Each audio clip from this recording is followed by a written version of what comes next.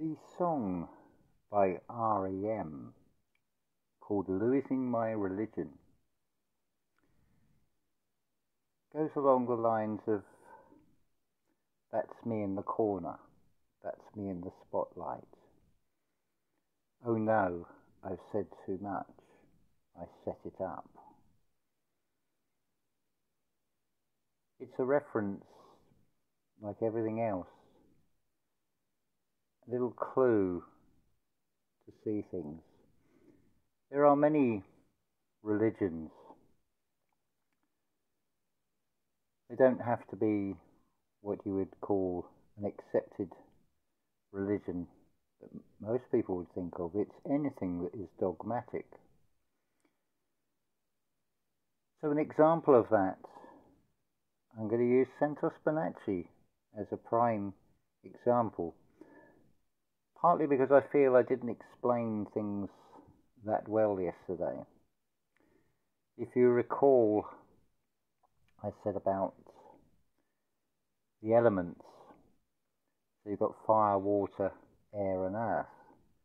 And we can slip and slide between the mutable, the fixed and the cardinal.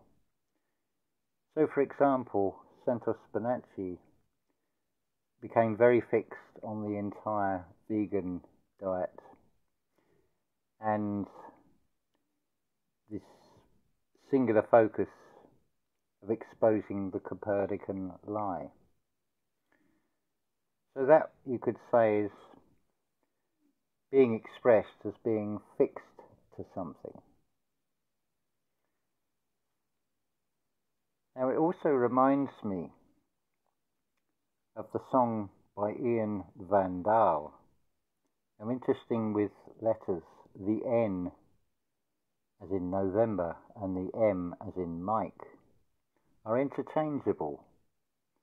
Van basically means of, and Dahl is just a way of saying dial.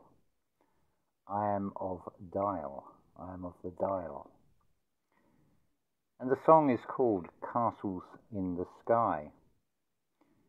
Very few lyrics in the song, but the answers are always very simple. They go along the lines of, do you ever stop and question your life? Do you ever wonder why? Oh, why do we build castles in the sky? The castles in the sky are those unobtainable things, those things that are out of reach, that our conscious mind will try and create.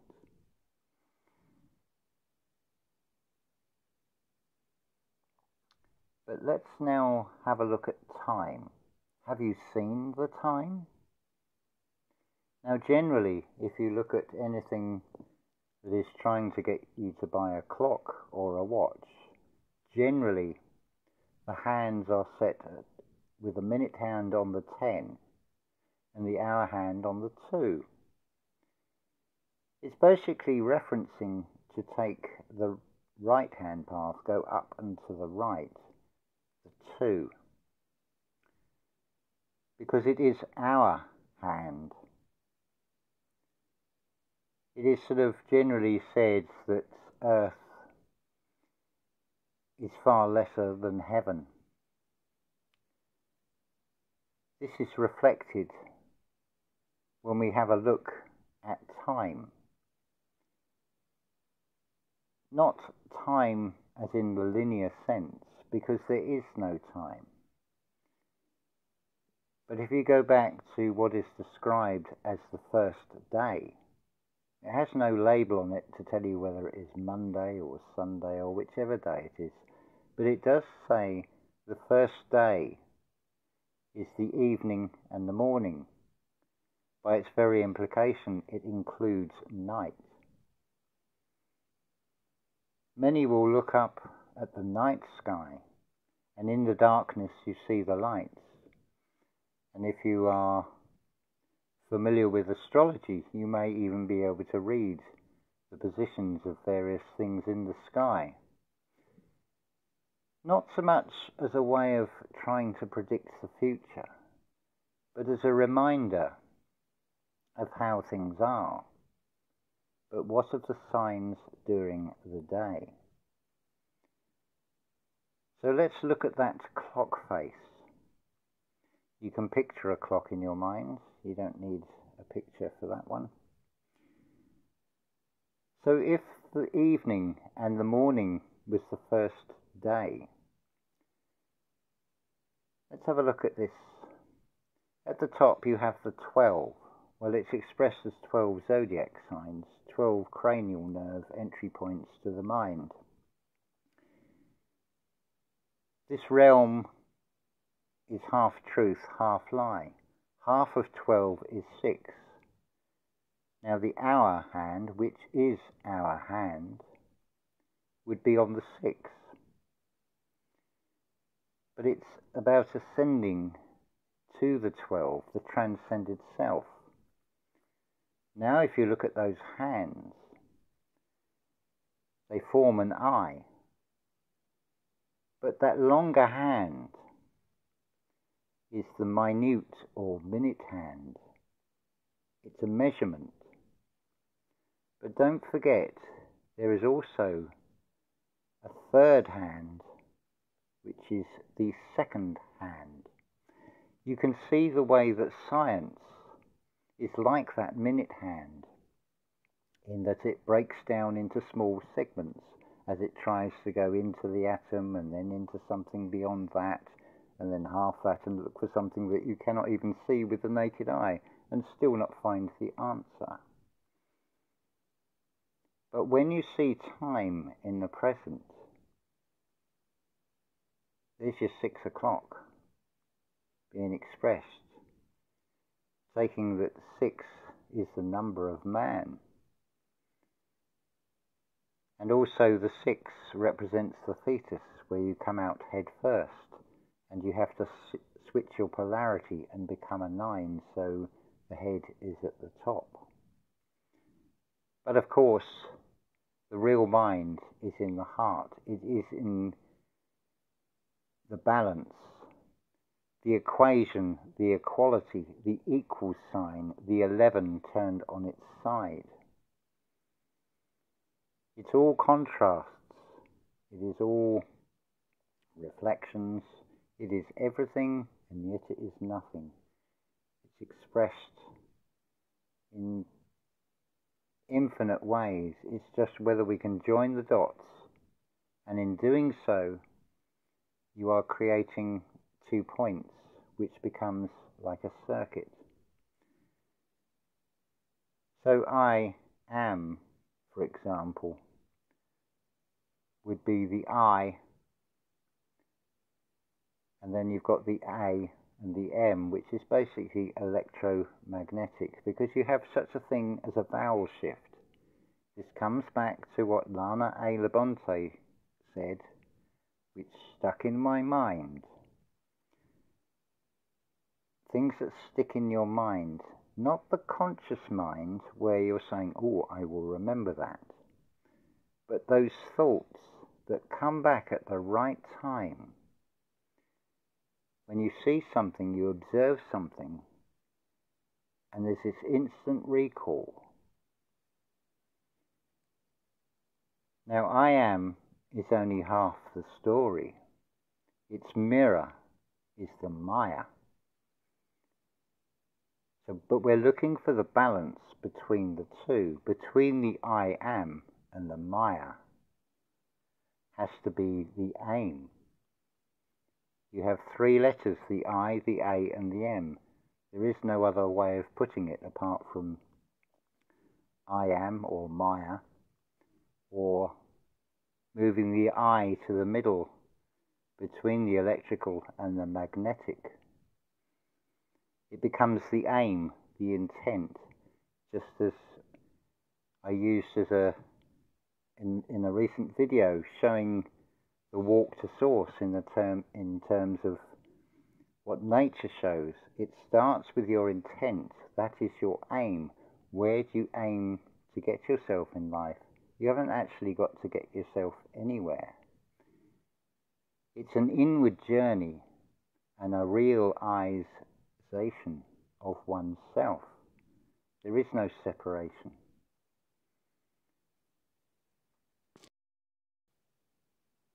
So returning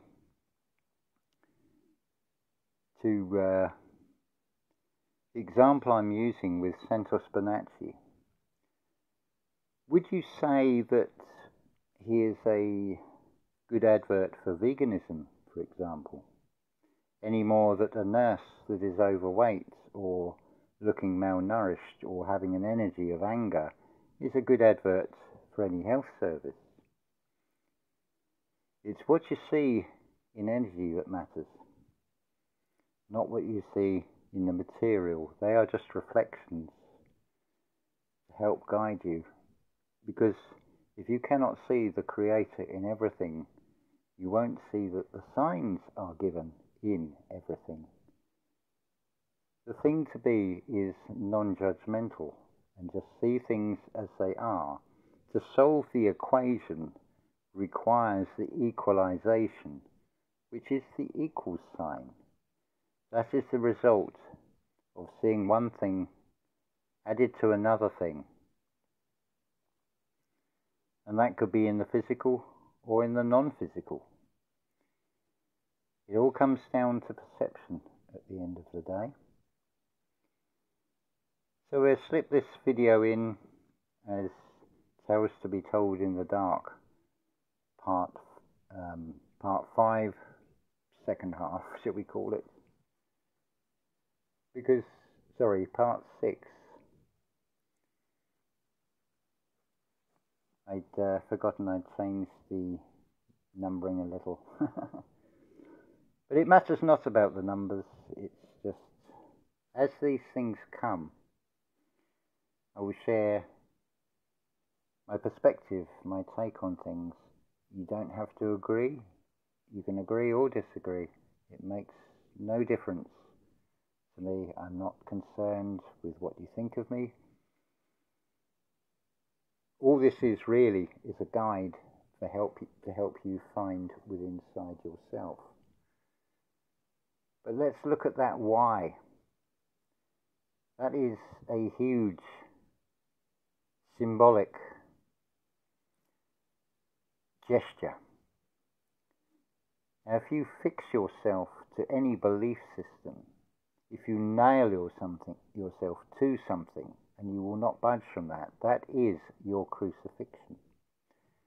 But of course, although you may be nailed, the weight of it will pull you down, and you will basically form that Y shape. O Father, why hast thou forsaken me? Notice the Y, and it is physically being expressed as a Y.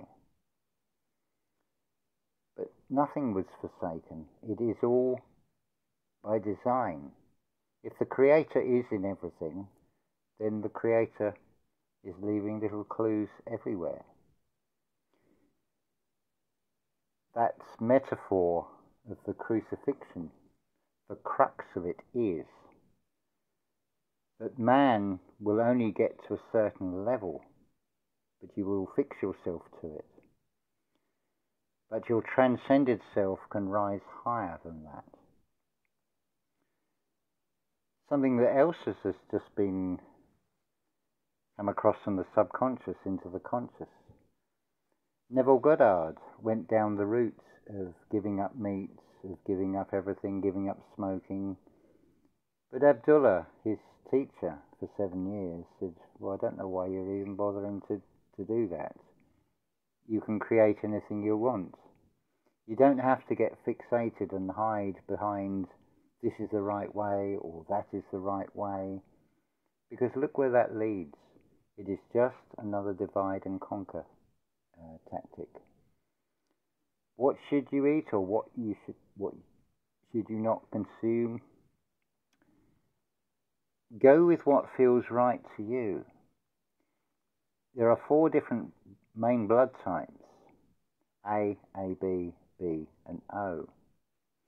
Consistently, the message I have had back from anybody of the O group is they get sick without meat. we can get into the little arguments over the pros and cons of these things. But do what feels right to you. Personally, it suits me to go for more of a vegan lifestyle, but I'm not ingesting that many things that have barcodes on them. They are things from nature. But even if you go down the vegetable route, to be able to eat those potatoes, you've got to dig that plant up and kill that plant. It's something to think about as well. I'm not saying we shouldn't eat anything and just live on air. But the guide is inside you. It is in your gut feeling. That is central within you. Now all it needs is that equalization of bringing that gut feeling in line with the heart, so it is in perfect balance, both within the body and within the chakra system.